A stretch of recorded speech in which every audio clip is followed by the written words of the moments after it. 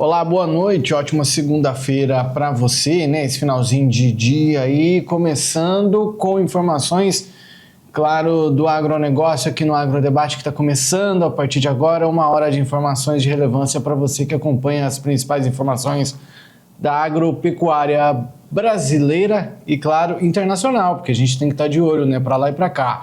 São informações que são de relevância. Nos destaques do programa desta segunda-feira, a gente continua a falar de tarifaço, mas já eu menciono isso, porque a principal informação do dia foi a descoberta de petróleo, né? Essa seria a maior descoberta, né, de petróleo e gás nos 25 anos aí, né, de pré-sal brasileiro. E essa descoberta acontece na Bacia de Santos, né, em Campo Bumerangue, e a gente vai falar sobre isso, que é uma ótima descoberta. A gente vai tentar descobrir se isso vai ter algum impacto, talvez negativo para o agronegócio, de que maneira que isso pode afetar o agro, se vai beneficiar, se não vai. Vamos tentar entender tudo isso um pouco, vamos discutir um pouquinho, analisar, né, as informações que envolvem essa informação para saber se de alguma maneira isso afeta o agronegócio, beneficamente ou maleficamente. Bom, no programa de hoje, as tarifas continuam, né, na boca do povo, não tem jeito. O Trump deixou o mundo inteiro aí, mexido.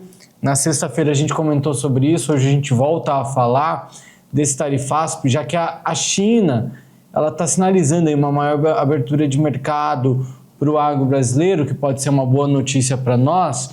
Mas olha só, eles aprovaram, né? A China aprovou 183 novas empresas brasileiras de café para exportar produtos aí para o mercado chinês. E isso está diretamente ligado às tarifas de Donald Trump. E eu sempre tive isso na cabeça, não sei você que nos acompanha aqui diariamente, que de alguma maneira isso ia acontecer, e está acontecendo com o café, né? A gente está vendo aí uma abertura de mercado por parte da China, o maior mercado mundial, beneficiando o Brasil no caso, né? Ou uma perda que a gente teria ou não. Vamos tentar entender isso tudo nesse aspecto das tarifas do Donald Trump contra boa parte do mundo, que pegou o Brasil com 40% de sobretaxa, totalizando 50%. Você já sabe disso, né? Bom, e a gente também fala a respeito das tarifas, né? A União Europeia, ela sinalizou aí que vai suspender as medidas de retaliação contra os Estados Unidos por 6 meses. Isso é um acordo entre União Europeia e Estados Unidos. E eu acho que eu já até imagino o que vem de comentário dele que está comigo hoje por aqui, seu Bianco, mais uma vez participando. Por aqui, seu Bianco, hoje é dia 4 de agosto e eu imagino o seu comentário aí sobre essas medidas retaliatórias que serão banidas, se podemos dizer assim, pelo menos por 6 meses por parte da União Europeia. Seja muito bem-vindo, boa noite. Boa noite, Ossá, boa noite a todos que nos assistem. São notícias do mercado, notícias inteligentes da União Europeia, né, cancelando essa briga que eles têm com os Estados Unidos. Então, por 6 meses não vai ter. É ótimo, é uma jogada inteligente que pelo menos durante 6 meses vai se ter muita água vai rolar. Dá para você fazer ajustes, o que é que pode ser um pouquinho mais tarifado e o que é que menos tarifado, né? Os outros 2 assuntos que você citou,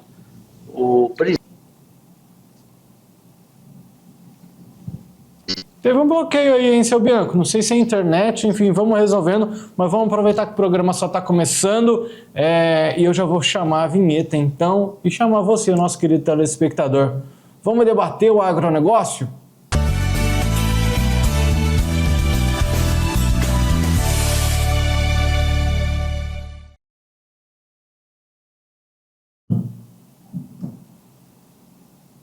É isso aí. Parece que já até resolvemos com o seu Bianco, então, né? Seu Bianco já pode aparecer comigo por aqui. Deu uma travadinha aí, viu, seu Bianco? Mas nada que vai nos impedir de continuar por aqui. Vamos começar falando da informação de que, inclusive, que baita de informação, hein, seu Bianco? A empresa, né, a BP, ela anunciou hoje, segunda-feira, dia 4 de agosto, né, a descoberta de petróleo no Prospecto Bumerangue, em águas profundas da Bacia de Santos, que fica a cerca de 404 quilômetros da costa do Rio de Janeiro, né? Só para a gente se localizar um pouquinho melhor. Mas Santos fica em São Paulo, né? E trata-se da maior descoberta da companhia em 25 anos, né? O campo, ele tem uma área superior a 300 quilômetros quadrados.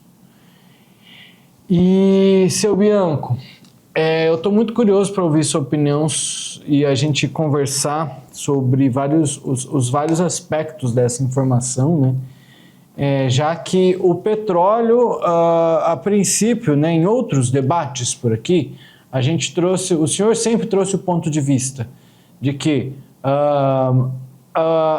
nós, com a produção de biocombustível a partir do milho, ou até mesmo da cana, enfim, vamos falar de biocombustível, pronto. Que a gente está falando de uma energia renovável, o senhor sempre trouxe essa opinião, né? Energia renovável. E o petróleo, ele já não se trata de renovável, é uma energia esgotável, e a gente pode perder ele, e ele também é mais nocivo ao meio ambiente. Então, ele pode gerar problemas. Então, a gente vendo essa descoberta, a gente consegue ver pontos positivos, inclusive, a maior parte dos pontos dessa informação são positivos, na sua opinião? A maior parte são positivos, José, porque isso daí vai dar o quê? Vai dar uma segurança alimentar para o Brasil. Você pode dizer, mas o Bianco está ficando doido, segurança alimentar, não vou beber petróleo. Mas o petróleo, ele gira em torno de muita coisa. Os alimentos que se produzem no Brasil inteiro, muitos deles precisam de petróleo para as máquinas plantarem e colherem, precisam do petróleo para os caminhões levarem e trazerem. Então, isso muita movimentação e muita dependência do petróleo. Você falou na sua introdução aí que o petróleo não é renovável. E daí a gente poderia mudar tudo isso para álcool, para o petróleo de milho, o petróleo verde que a gente fala. Não é tão fácil assim da gente passar aí 50, 70 anos que a gente vem com motores nessa sequência. E daí motores movidos a diesel, que são principalmente caminhões, máquinas e coisas, são movidos a diesel. Os motores que a gente fala de renovável seriam mais os motores a álcool, que seria o quê? Automóveis e carros de passeio. Portanto, se você depender desse petróleo, de você querer mudar tudo ele de uma hora para outra, não consegue, em virtude de que essas máquinas, esses motores, você não tem tecnologia para mudar todos os motores do Brasil inteiro de uma hora para outra. Você tem um caminhão saindo da fábrica hoje, esse caminhão tem uma vida útil de 20, 30 anos. Então ele vai permanecer 20 ou 30 anos usando o petróleo. O petróleo é muito mais nocivo ao meio ambiente? O petróleo é muito mais dificultoso, ou talvez a gente haja uma necessidade de importação? Também. Nós importamos quanto hoje? Nós importamos hoje em torno de 300 mil barris de petróleo por dia. Então, o Brasil não é autossuficiente. Daí vai aquela afirmação que eu falei de segurança alimentar no começo. Hoje, o Brasil tem um consumo, está aumentando muito o consumo de todos os combustíveis, o petróleo nacional. Então, o Brasil, em 2023 e 2024, consumia 2,5 milhões de barris em 23, em 24, 34. Hoje nós estamos em fevereiro de 2025, consumiu-se 4 milhões e 300 mil barris de petróleo. Então existe um consumo, está muito elevado o consumo, e aí nós precisamos produzir muito. Para quê? Para que a gente possa ser autossuficientes e ter exatamente essa segurança alimentar. Porque se nós não tiver combustível amanhã e parar tudo, as máquinas, tratores e caminhões, automaticamente vai faltar alimento para todos nós. Então, nesse pensamento e nessa condição de que a gente não pode mudar mudar do petróleo do dia para a noite. Nesse pensamento, é uma excelente notícia e a gente também está sendo autossuficiente. De repente, nem se sabe quantos barris por dia vai ser aumentado nesses postos aí em Santos, né? Mas que bom que vai ser aumentado, seja lá, se aumentar só os 300 mil barris dia que nós importamos, vai ser espetacular. E todo ano, o Brasil cresce, o país tem mais carros andando, mais máquinas, todo ano nós temos uma elevação do consumo.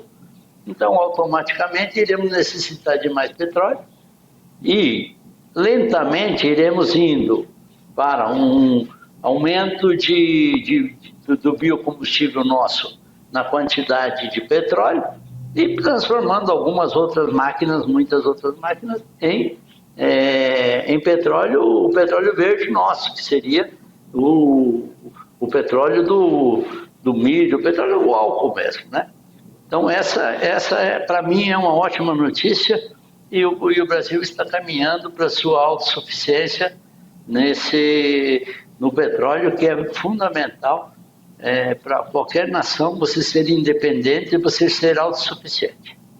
Combustível verde, né, que o senhor está falando, né, o álcool de milho, de cana, enfim.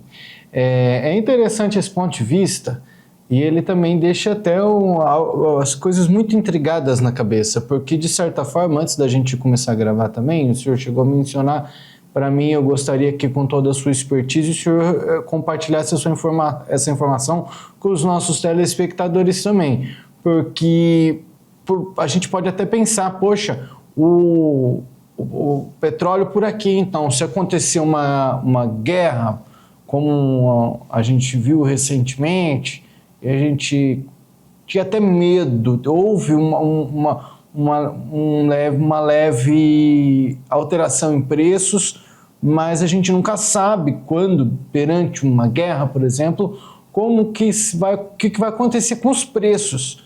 Mas nesse caso a gente também não vai poder sorrir alegremente, porque nós estaremos atrelados aos preços que não dependem do Brasil. Justa, veja bem, a gente está quase sempre dependente ou à mercê de qualquer guerra. Onde tem uma guerra, muda-se preço, muda-se valores do petróleo. Às vezes até a mudança de preço não é tão grave. Por quê? Porque você tem o petróleo, seja ele mais caro ou mais barato, mas você vai ter o petróleo e você pode dar sequência à tua atividade.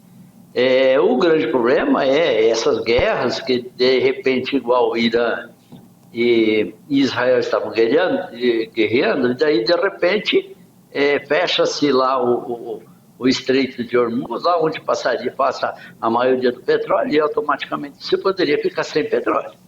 Então você está, entre aspas, dependente de uma guerra. Se você é autossuficiente, você não depende disso. Quanto aos preços também, já existe a OPEP, né, que é uma organização de produção de petróleo, principalmente dos governos árabes, né? E aí eles manipulam o preço, eles veem quanto o consumo mundial está precisando de petróleo e eles elevam ou eles baixam a quantia de produção do petróleo. Por que eles não aumentam muito? É um acordo entre eles, os países que têm muito petróleo. É um acordo entre eles, tá bom, o consumo vai ser 1 bilhão de barris por dia. Não adianta nós produzir 1 bilhão e 200, que vai ter uma oferta maior no mercado e automaticamente vai baixar preço. Então, conforme é o consumo mundial, é o que nós vamos produzir. Então, eles produzem exatamente 1 bilhão de barris por dia. Eu não sei se esse é o número, mas estou só dando números aleatórios só para fazer comparativo. Eles produzem exatamente aquilo que se consome no mundo. O mundo inteiro hoje está em crise. O que vai haver? Haverá menos produção, menos trabalho, menos consumo. Eles baixam a quantia, eles extraem menos petróleo. A China vai crescer 9%, 10% ao ano. Eles aumentam a produção. Então, isso para quê? Para ficarem donos do mercado. Então, entre aspas, isso é um grupo de países que dominam o mundo, é um cartel. Esse cartel domina o mundo se falando em preços, porém, não deixam faltar o petróleo. Isso é mais importante do que mudança de preço. E já voltando, seu Bianco, aí. Pronto, acho que já resolveu, né? A gente continua ouvindo seu Bianco. Se por acaso faltar o petróleo, aí sim é muito mais grave para todos nós, civilização mundial. Bom, eu queria entrar agora, seu Bianco, no ponto de vista ainda do agronegócio. Eu ainda não vejo como uma ameaça a gente ter uma oferta maior de petróleo, porque a gente ainda não sabe quanto, mas a gente sabe que vem aí coisa boa, mas isso não ameaça, né, o produtor que está se dedicando, aumentando a sua área de produção de milho, porque o milho está sendo a grande bola da vez para a produção de etanol a partir do milho, que gera o DDG, aquilo tudo que a gente já conhece, ou seja, é uma ótima alternativa e tem muita gente apostando fichas e fichas no milho por conta disso. Vamos falar agora. É uma ameaça? Porque eu lembro que nós conversamos sobre isso recentemente e por mais que esteja rolando um boom de novas plantas de etanol serem implantadas, inclusive uma nova foi inaugurada agora no Maranhão, e enfim, tem muita gente apostando fichas e fichas nisso. Não deve tomar espaço desse produtor. Esse produtor não tem a perder. Não, Justão, esse consumo, né, ele está dentro do percentual do consumo da gasolina. A cada ano será ampliado mais o percentual do etanol. Então, só em virtude disso já dá destino a essas plantas que estão hoje no Brasil. Você tendo mais oferta, como o Brasil está tendo dessas plantas, o que vai acontecer? O preço será um pouquinho mais baixo. E aí você tem inúmeras vantagens que a gente sempre comentou. Nós temos uma oferta de um produto que é renovável, nós temos uma oferta de um produto que é brasileiro, que é verde, que polui menos, que é mais barato, que é melhor para o seu automóvel. Por que é que então que nós vamos ainda consumir gasolina? Principalmente nos automóveis, essas usinas de etanol terão um futuro garantido para muitos e muitos anos. O que é bom que dessa descoberta do petróleo, que também não vai muito no agro, seria que esse petróleo ali é mais para o óleo diesel. E daí, sendo para o óleo diesel, automaticamente terá mais oferta para o produtor em óleo diesel. Porém, em se tratando de preço, que a gente poderia pensar, vai ter um preço melhor, não vai em virtude de que esses preços são balizados pela Bolsa de Chicago. Chicago que fala qual é o preço e é em dólar. Então, eles são balizados por lá, não muda em nada o preço do diesel, do biodiesel para o produtor rural como um consumidor final.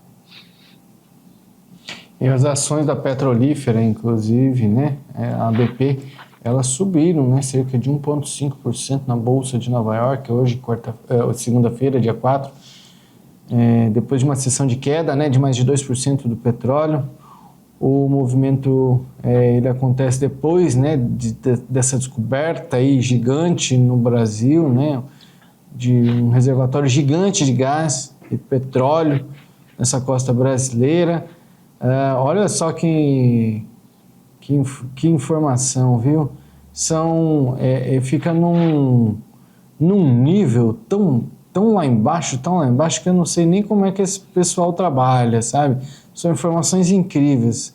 O poço exploratório ele foi perfurado a 2.372 metros de profundidade de água. Ou seja, somando tudo, são 5.855 metros no total. 5 quilômetros, né? Portanto, 5 quilômetros e vamos colocar aí 900 metros, quase 6 quilômetros de profundidade. É muito interessante esse trabalho, né? Mas o que a gente deve esperar então daqui para frente, seu Bianco? Só para a gente se encaminhar para finalizar esse assunto. Essa profundidade, José, é super importante, porque ela é muito dificultosa de você fazer essa extração. Porém, eu vou entrar num outro lado aí. O Brasil tem mais de 6 mil poços de petróleo em terra, e tem só, acho que é uns 500, mais ou menos, em alto mar. Por que tem menos em alto mar? Porque a dificuldade de você trabalhar em alto mar é muito maior. Como que você leva funcionários para as coisas? Como se faz aqui? Qualquer poço que dê aqui em terra, que seja pertinho de uma cidade, porque você leva o transportador lá, você leva o operador, com o seu automóvel, com um ônibusinho, leva os operadores. Agora, em alto mar, e em virtude de que essa profundidade que você falou, 6 mil metros, né? São quase 3 mil metros em altura de água, e daí mais uns 3 mil metros em rocha. Aí a produção, o tamanho do poço, o tamanho da reserva desses óleos tem que ser enorme para compensar a infraestrutura que você vai montar e que você vai trabalhar em cima disso. Então, é por isso que nós temos poucos poços em mar, porém esses poucos poços produzem 80% do petróleo que nós consumimos. Então, dessa maneira que tudo são custos. O custo também do pré-sal é muito mais elevado do que o custo da extração do petróleo normal e comum. Tanto é que o petróleo do pré-sal, a gente não... me faltou a palavra, não transforma ele em diesel. Você tem que mandar para os Estados Unidos, e os Estados Unidos que têm um maquinário suficiente para daí transformar em diesel. Não é lubrificar, mas seja, a transformação desse petróleo, certo? Você extrai o petróleo bruto e transforma ele em diesel, biodiesel, S10, esses combustíveis normal. Então, isso faz com que o custo disso também seja bem mais elevado, e para que isso seja compensador, tem que ter uma extração de uma grande quantidade. Tá certo. Vamos só se encaminhando para finalizar esse assunto. A produção, uma informação, né, assim, né? A produção mundial de petróleo, ela é liderada pelos Estados Unidos, depois vem a Arábia Saudita e a Rússia. Esses três países juntos, eles respondem por mais de 40% da produção global. O Brasil está em 6º lugar nesse ranking. Então a gente tem Estados Unidos, Arábia Saudita, Rússia. Depois vem Canadá, Iraque, Irã e Brasil. Só que daí, José, também esses países aí, eles são muito produtores, porém eles são muito consumidores também. Existe um consumo muito elevado. Os países árabes lá, eles são países pequenos, eles produzem muito e consomem pouco. Agora me veio a palavra certa o refino. Tem que refinar o petróleo, refinar ele para ir para biodiesel. Muito bem, então, estamos de olho nessa informação e continuamos por aqui. Já eu te chamo de volta, seu Bianco. No próximo bloco a gente vai falar sobre as tarifas, depois das tarifas aí do Donald Trump.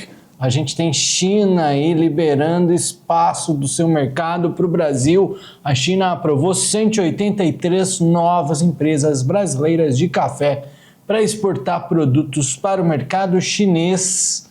Vamos falar sobre isso já, e hoje também a gente ainda fala da suspensão por parte da União Europeia das medidas retaliatórias contra tarifas dos Estados Unidos. É a União Europeia fazendo, daqui a pouco o seu Bianco vai falar, mas são palavras dele. A União Europeia está fazendo o que o Brasil deve fazer, com certeza ele vai falar isso. Já a gente faz só esse intervalo, que é bem rápido, e voltamos já.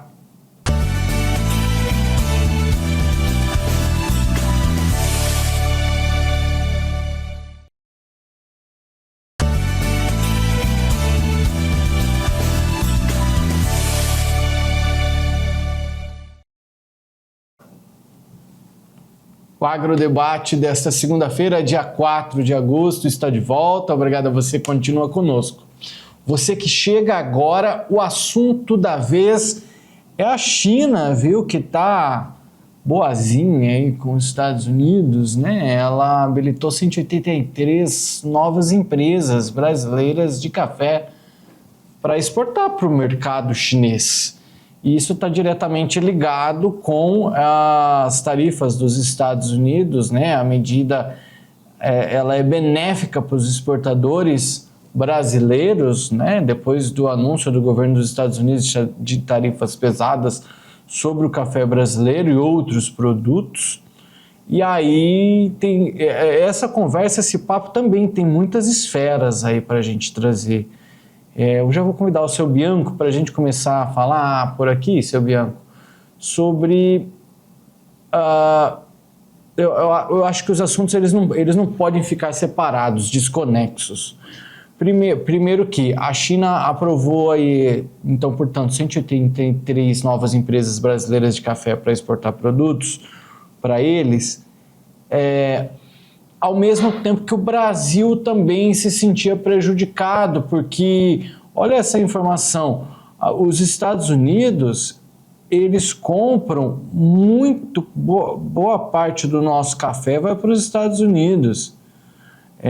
Então, daqui a pouquinho eu vou trazer bem certinho essa informação, que eu tenho ela por aqui, mas eu não me lembro agora o número exato, já eu vou falar sobre ela. Mas olha só, a gente está a um passo de perder boa parte do mercado aí com os Estados Unidos e ganha a China ao mesmo tempo. Só que existe também uma especulação de que os Estados Unidos vai fazer aquela alteração e o café entre nas exceções das sobretaxas de 40%. E aí, a gente vai conseguir atender os dois mercados? Como é que, na sua opinião, fica? A China fica num stand-by, a gente continua com os Estados Unidos se houver uma exceção? A China fica de stand-by, já que temos aí agora um aval? Ou o que é que acontece no meio desse rebuliço? A Associação dos Cafeicultores do Brasil, eles acham assim que os Estados Unidos não vão manter essa taxa de 50%. Por quê? Porque mais de 30% do café que entra nos Estados Unidos é café brasileiro. E o que vai acontecer então? O café brasileiro chegando nos Estados Unidos mais caro, ou vai gerar inflação, e você viu também esses dias, né, que o Trump já está brigando com o presidente dele do Banco Central lá, em virtude desse problema da inflação do Banco Central, ou vai gerar mais inflação, ou vai gerar menos consumo, que daí, vamos, o exemplo prático de nós dois, bom, se o café custava R$100, vai custar 150, porque é 50% a mais de aumento, ou eu e você vamos fazer o quê? Vamos consumir um pouquinho menos, né? Ou então o café ficou 50% mais caro e daí o que a gente ganha, o poder aquisitivo nosso baixou. Isso quer dizer o quê? É uma inflação. Então, nesse pensamento, eu também acredito que os Estados Unidos, o Trump não vai aguentar. Eles vão eliminar a taxa do café. Agora vamos para o comércio chinês. E ótimo que abriu-se esse mercado de mais 100 e poucas empresas para a gente vender lá. Penso eu, Jussan, que, vamos dizer, você vai vender aquilo que você está como excedente, ou você vai fazer um compromisso. Se você fizer um compromisso com a China, quando os Estados Unidos quiserem voltar, você não terá mercadoria suficiente para fornecer para eles. Será um outro prejuízo para os Estados Unidos, porque aí eles vão ter que comprar de outros países, de repente de outros países, chegará até mais caro. E o café não é que eu quero produzir um pouco mais agora ou eu vou plantar um pé de café agora. Demora-se anos para que esse café fique pronto. E o café ele é dependente exclusivamente de intempéries do tempo. A quantidade de chuvas, principalmente em estados em que não está geada. a quantidade de chuva e para ver que floração que vai dar, para ver que... Então, tudo isso são produção. E não é do dia para a noite, que é igual um plantio de milho, que você falou, o plantio de soja.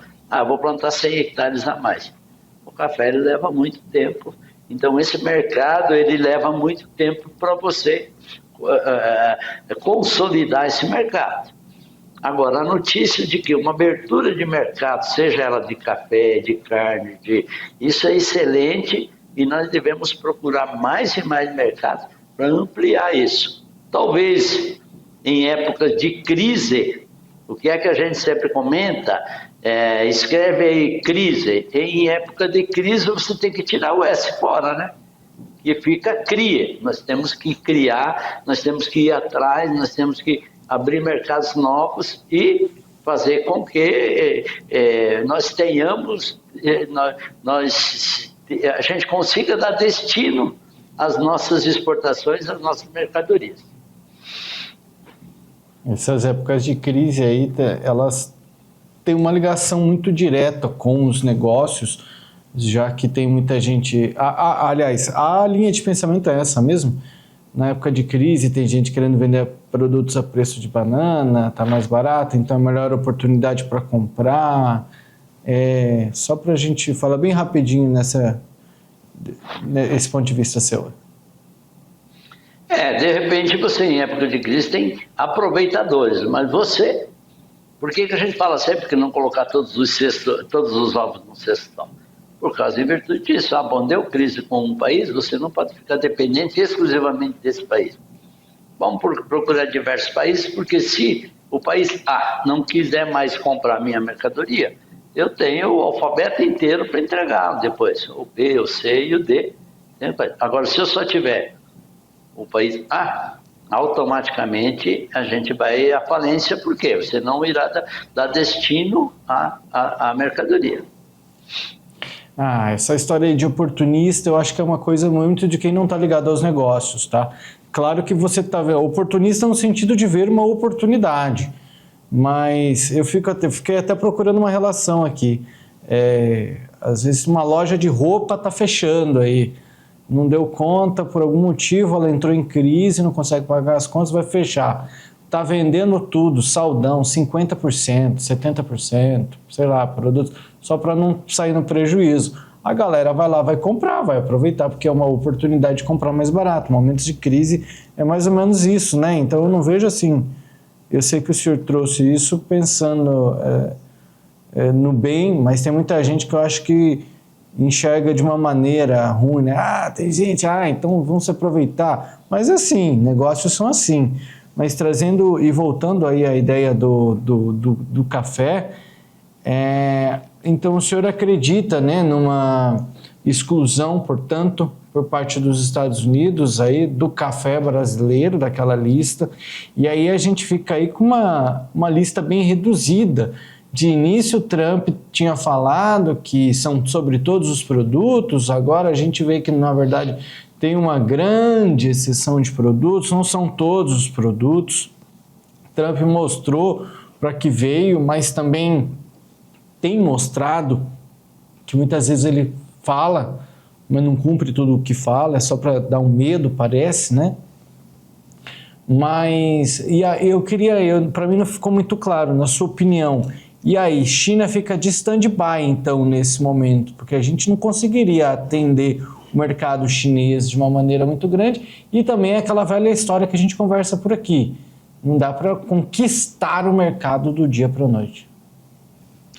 Outra coisa, José, o que a China consome de café, vamos dizer, é 7 vezes menor do que os Estados Unidos consomem. Será que do dia para a noite eles vão consumir... a China consome 56 mil sacas, acho que é ano, né? E os Estados Unidos 400 e pouco. Então, nós não vamos vender nada para os Estados Unidos. Será que os chineses vão pegar todo esse nosso café?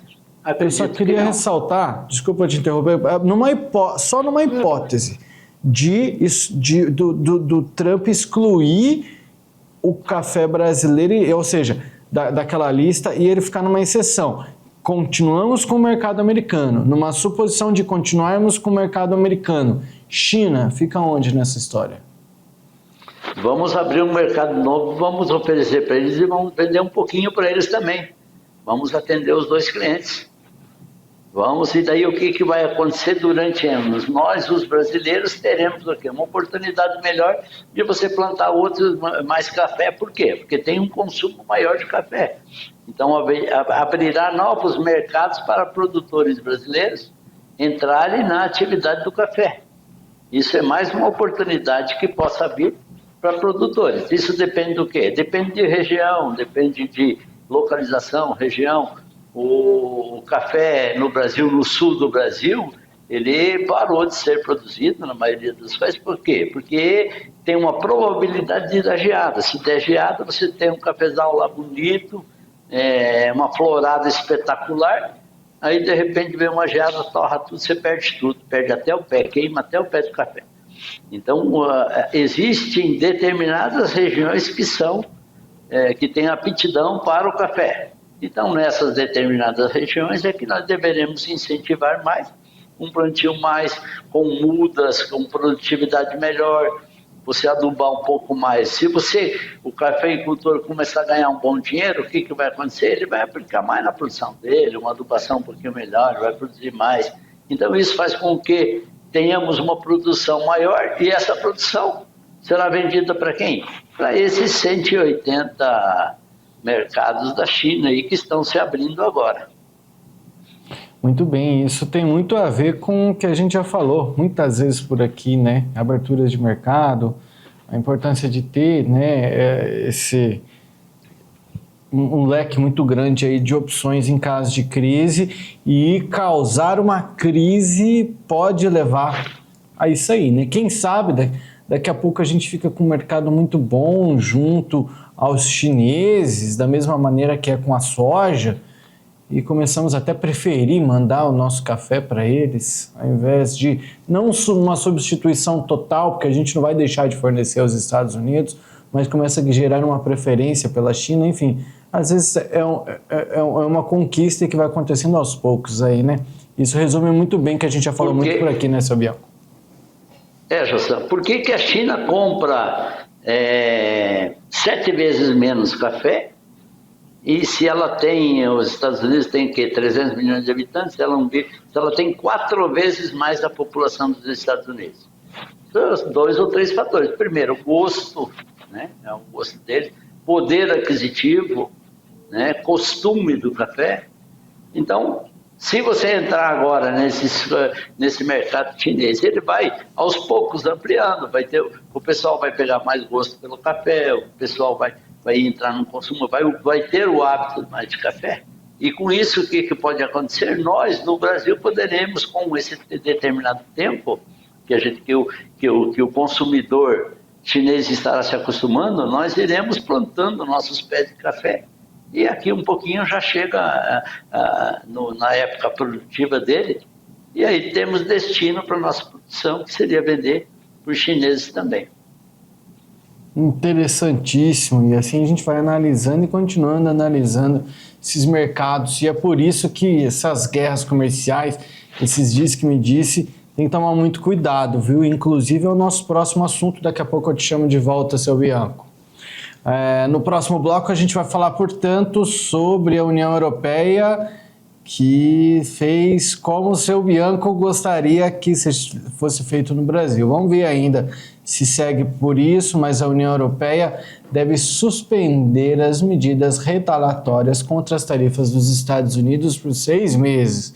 É uma ação diplomática, dizemos assim, né? Vamos falando assim para os Estados Unidos, vou dar uma acalmada aqui nas coisas.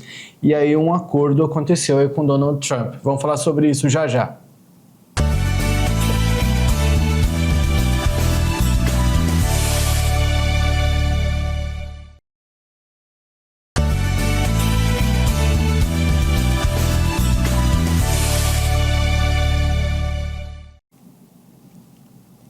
Agrodebate dessa segunda-feira, dia 4 de agosto, está de volta. Você continua conosco. Obrigado pela sua companhia. Você que chega agora, seja bem-vindo, seja bem-vinda.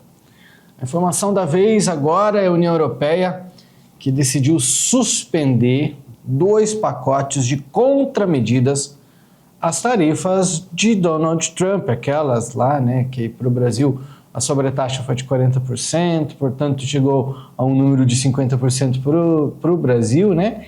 E essa suspensão, ela deve durar por 6 meses depois de um acordo com o presidente norte-americano, Donald Trump, né, que, conforme disse um porta-voz da comissão, hoje, segunda-feira, o acordo comercial entre a União Europeia e os Estados Unidos ainda tem muitas questões em aberto aí, viu? Já que tem as taxas sobre bebidas alcoólicas, o decreto de Trump na semana passada que estabelece tarifas de 15% sobre a maioria dos produtos. Ele não inclui exceções, como para carros e peças automotivas. As autoridades da União Europeia disseram que esperam que mais decretos sejam emitidos em breve. Seu Bianco volta a conversar comigo. Seu Bianco, e aí? Vamos mirar na União Europeia? Agora, finalmente eles estão falando algo que a gente... Aliás, agora eles estão falando algo que a gente tem que repetir, né? E não criticar. Estamos concordando com eles pelo menos uma vez na vida. Mas como é que é? Quando colocaram a mão no bolso dos europeus, aí eles viram que eles têm que também ceder um pouco. Estrategicamente estão fazendo o correto, né?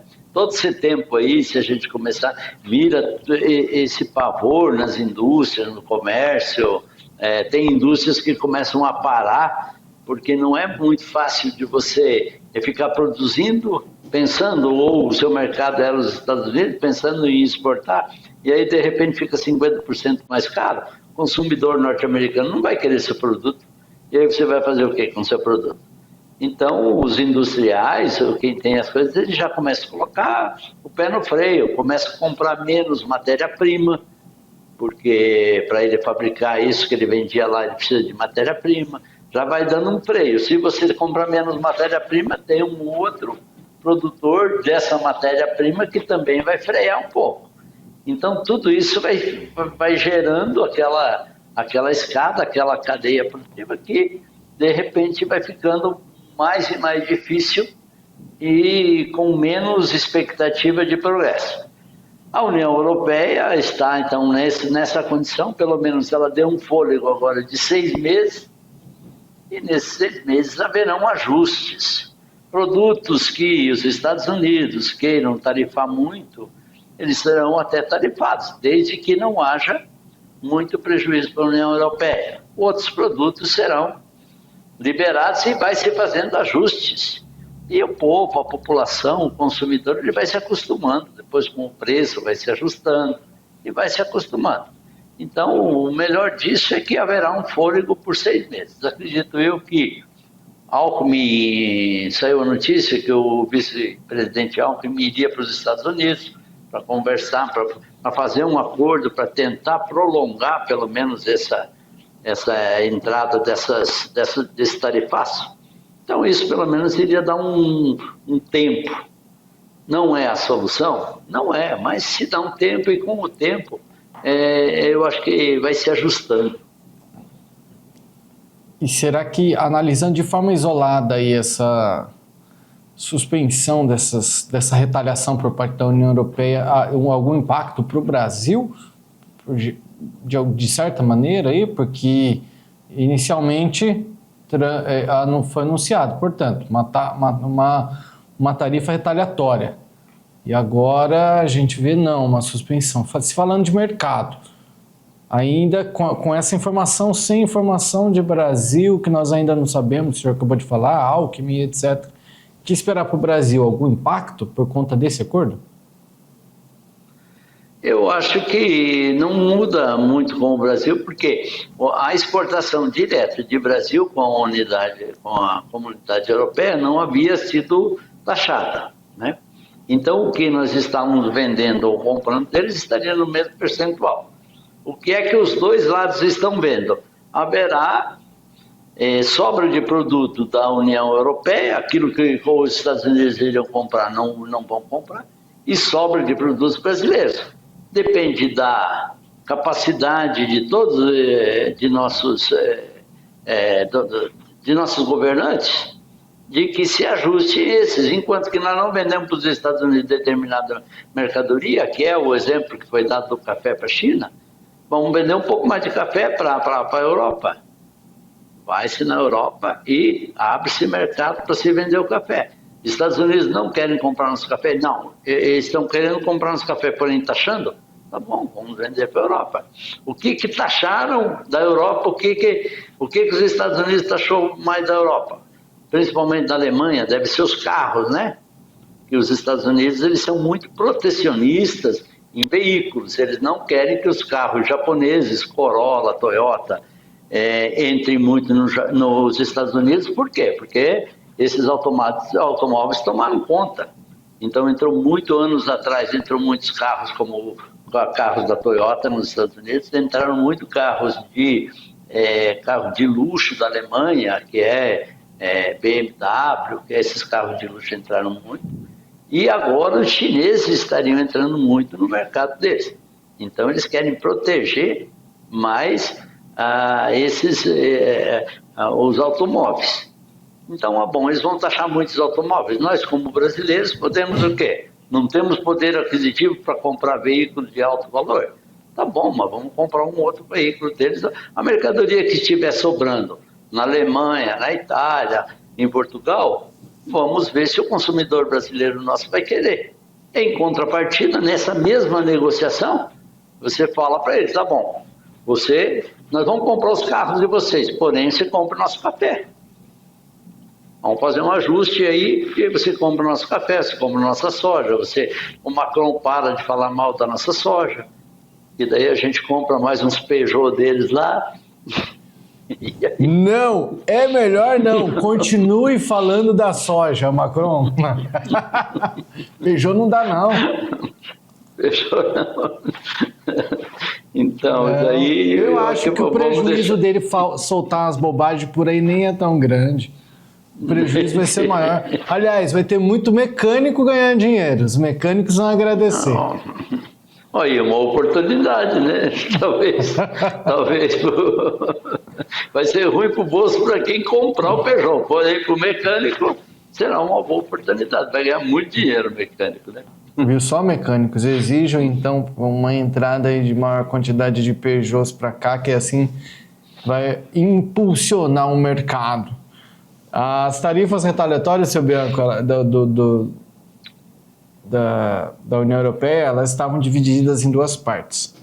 Uma em resposta às tarifas de aço e alumínio dos Estados Unidos e outra às tarifas básicas e de automóveis de Trump, como o senhor falou. No aço e no alumínio a gente pode ter uma preocupação aí. O Brasil vende muito aço, muito alumínio para os Estados Unidos. Então isso é muito problemático para nós, né? Tá bom, a gente segue analisando também essas informações aí, né? A informação do porta-voz é que a União Europeia continua trabalhando com os Estados Unidos para finalizar uma declaração conjunta, conforme um acordo que foi fechado, segundo eles, aí no dia 27 de julho. E esperamos do Brasil isso também, é isso? Esperando bem. Mas na sua opinião, além de esperar, há uma expectativa, pelo menos da sua parte, disso? Tem sim. Eu acho que o próprio Trump está vendo que ele não pode tarifar tudo porque vai criar um problema para a própria população e o consumidor norte-americano. Então, poderá haver ajustes em produtos em que não sejam de primeira necessidade? Pode, deve. O Brasil, por exemplo, eu não concordo que o Brasil taxe o álcool. O álcool dos Estados Unidos, se não me engano, é taxado em 25% para não deixar que o álcool dos Estados Unidos chegue aqui no Brasil. Não, eu acho que o álcool brasileiro tem que ter competência de fazer com que o álcool brasileiro seja muito mais competente e muito mais e que o preço chegue na bomba mais barato do que o álcool dos Estados Unidos. Né? É impossível, não me entra na cabeça que o álcool produzido lá nos Estados Unidos, com mão de obra muito mais cara, com tudo que tem lá, transportando de lá até o Brasil, chega aqui mais barato. Então tem alguma coisa errada na produção do Brasil.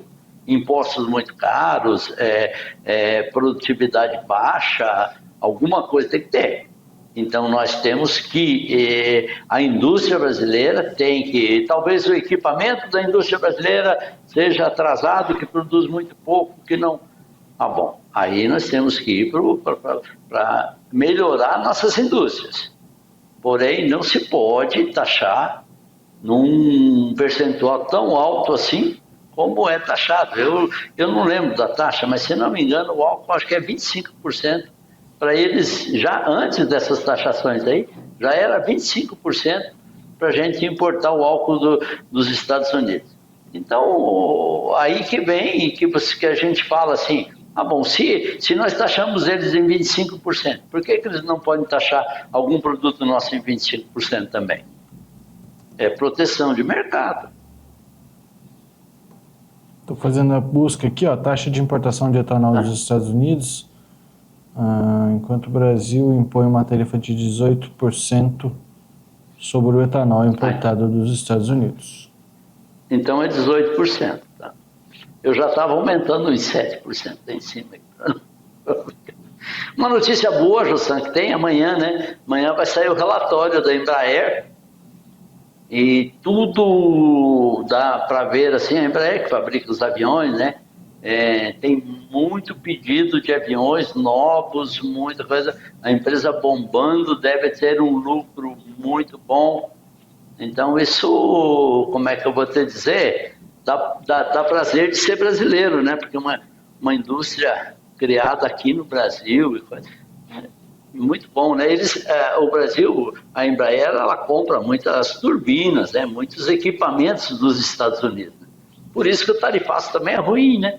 A gente compra deles lá. Se a gente taxar os produtos deles, o que vai ocorrer? A turbina e aqueles equipamentos que a gente importa deles vai chegar aqui, aí nós vamos taxar aquele produto. Vai ficar mais caro para daí nós vender o avião para eles, que daí eles vão taxar o avião. Fica tudo mais caro. Enfim, não compensa. Aliás, depende do ponto de vista, né? Bom, seu Bianco, a gente vai finalizando o programa e vamos trazer então esse debate para amanhã. Vamos falar da Embraer amanhã e vamos falar de outros assuntos. Seguimos de olho aí sobre vários assuntos em destaque que vão trazer relevância para um debate aqui dentro do Agrodebate. Obrigado pela sua companhia por hoje. Eu não sei bem exatamente a hora que vai sair o resultado do balanço dele, e é balanço do bimestre, eu acho, do semestre, acho que de 2 ou 3 meses aí, mas uma previsão muito bem. Mas se sair de manhã cedo, e se sair durante o dia, vamos torcer para que isso seja muito bom. Então, para todos que nos assistiram... amanhã, a gente debate na quarta. Isso.